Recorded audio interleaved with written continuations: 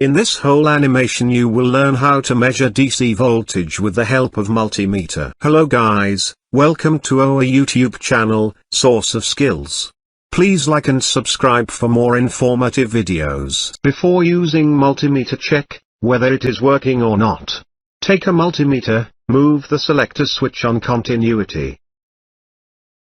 Short both probes. When negative and positive terminal met, meter will produce sound. It's mean multimeter is okay and ready for use. How to measure DC voltage? We have a multimeter to measure DC voltage. Blinking line shows DC voltage section. Arrow shows voltage range which we can measure. Here is volt sign.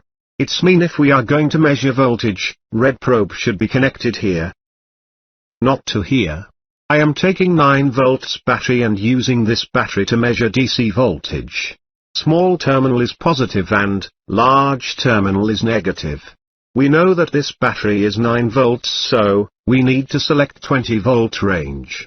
If we don't know voltage of battery, we should select maximum voltage range of multimeter firstly, then decrease in need.